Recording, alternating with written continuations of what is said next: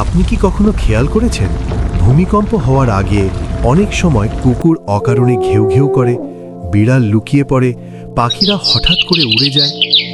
আজকে আমরা জানব ভূমিকম্পের আগেই প্রাণীরা কিভাবে সেটা বুঝে ফেলে। এটা কি কাকতালীয় নাকি এর পেছনে আছে বিজ্ঞান?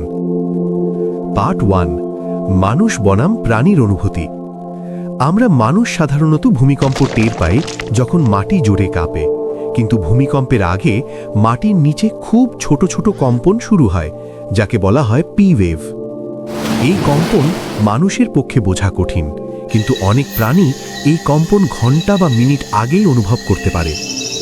পার্ট 2, অদ্ভুত শব্দ যা আমরা শুনি না। ভূমিকম্পের আগে মাটির নিচে এমন শব্দ তৈরি হয় যাকে বলা হয় ইনফ্রাসাউন্ড। এই শব্দ মানুষের কানে আসে না, কিন্তু কুকুর, বিড়াল, হাতি, এমনকি পাখিরাও এই শব্দ শুনতে পায়। এই শব্দই অনেক সময় প্রাণীদের অস্বস্তি তৈরি করে। পার্ট 3, মাটির ভেতরের পরিবর্তন। ভূমিকম্পের আগে মাটির ভেতরে চাপ বাড়ে।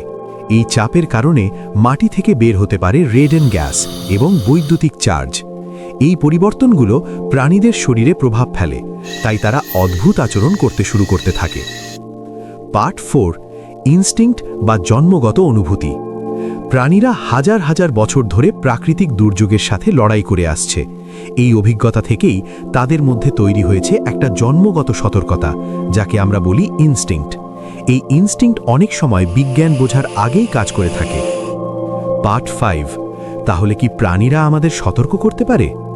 গবেষকরা মনে করেন প্রাণীদের আচরণ ভূমিকম্পের আগাম সংকেত হতে পারে, তবে শুধু প্রাণীর আচরণের ওপর নির্ভর করা ঠিক নয়। বিজ্ঞান ও প্রযুক্তির সাথেই এটা মিলিয়ে দেখতে হয়। তাই পরের বার যদি দেখেন প্রাণীরা হঠাৎ অস্বাভাবিক আচরণ করছে, তখন বিষয়টা হালকাভাবে নেবেন না। প্রকৃতি অনেক সময় আমাদের আগেই সতর্ক করে দেয়। আমাদের ভিডিওটি ভালো লেগে থাকলে লাইক, কমেন্ট এবং শেয়ার করুন, এবং চ্যানেলটি সাবস্ক্রাইব করতে ভুলবেন না।